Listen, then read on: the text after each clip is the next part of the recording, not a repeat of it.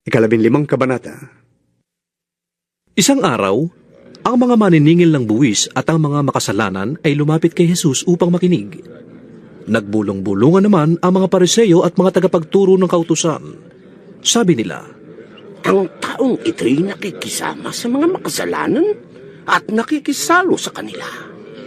dahil dito, sinabi sa kanila ni Jesus ang talinghagang ito. Kung ang sino man sa inyo ay may 100 tupa at mawalan ng isa, anong gagawin niya?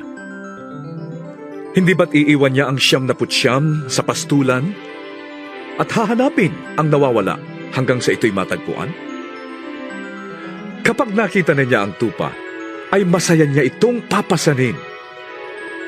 Pagdating sa bahay, aanyayahan niya ang kanyang mga kaibigan at mga kapitbahay at sasabihin sa kanila, "Makipagsaya kayo sa akin, sapagkat nakita ko ang tupa kong nawawala."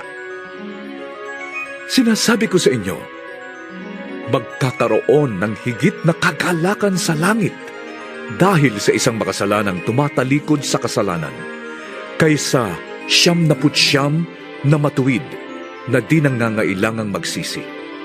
O kaya, kung ang isang babae ay may 10 salaping pilak at mawala ang isa, ano ang gagawin niya? Hindi ba't magsisindi siya ng ilawan, wawalisan ang buong bahay at hahanaping mabuti ang nawawalang salapi hanggang sa ito'y kanyang makita? Kapag nakita na niya ito, aanyayahan niya ang kanyang mga kaibigan at mga kapitbahay at sasabihin sa kanila, "Makipagsaya kayo sa akin, sapagkat nakita ko rin ang nawawala kong salaping pilak." Sinasabi ko sa inyo, gayon din ang kagalakan ng mga anghel ng Diyos dahil sa isang makasalanang tumatalikod sa kasalanan. Sinabi pa ni Jesus, May isang tao na may 2 anak na lalaki. Sinabi sa kanya ng bunso, "Ama, ibigay na po ninyo sa akin ang mamanahin ko." At hinati nga ng ama ang kanyang ari-arian. Pagkalipas ng ilang araw, ipinagbili ng bunso ang kanyang kaparte at nagpunta siya sa malayong lupain. Nilustay niya roon ang lahat niyang kayamanan sa mga bisyo. Nang maubos na ito, nagkaroon ng matinding taggutom sa lupaing yon, kaya't siya'y nagsimulang maghirap. Namasukan siya sa isang taga roon, at siya'y pinag-alaga nito ng mga baboy sa bukid. Sa tindi ng kanyang gutom, at dahil sa wala namang magbigay sa kanya ng pagkain, ay ibig na niyang kainin kahit ang mga bungang kahoy na kinakain ng mga baboy. Napag-isip-isip niya noon ang kanyang ginawa, at nasabi niya sa sarili, "Oh, labis-labis ang pagkain ng mga utusan ng aking ama, samantalang ako'y namamatay dito sa gutom. Babalik ako sa aking ama at sasabihin ko sa kanya, 'Ama, nagkasala po ako sa Diyos at sa inyo. Hindi na po ako karapat-dapat na tawaging anak ninyo. Ibilang na lamang ninyo akong isa sa inyong mga utusan.' At tumindig nga siya at umuwi sa kanila. At malayo pa'y natanawan na siya ng kanyang ama. At dala ng malaking pagkahabag, ay patakbo siyang sinalubong, niyakap at hinalikan. Sinabi ng anak, "O ama, nagkasala po ako sa Diyos at sa inyo.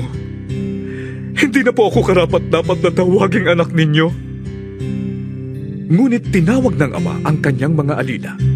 "Madali, kunin ninyo ang pinakamagarang damit at bihisan ninyo siya. Suotan ninyo siya ng singsing at bigyan ninyo siya ng sandalyas. Patayin ninyo ang pinatabang guya at tayo'y magdiwang. Sapagkat ang anak kong ito ay namatay na, ngunit siya ay nabuhay. Nawala, ngunit muling natagpuan." At sila nga'y nagdiwang. Nasa bukid noon ang anak na panganay. Nang umuwi siya at malapit na sa bahay, narinig niya ang tugtugan at sayawan. Tinawag niya ang isang utusan at tinanong, "Bakit? Anong meron sa atin?" "Dumating po ang inyong kapatid," tugon ng utusan. "Ipinapatay ng inyong ama ang pinatabang guya sapagkat ang kapatid mo'y nakabalik ng buhay at walang sakit." Nagalit ang panganay at ayaw niyang pumasok sa bahay.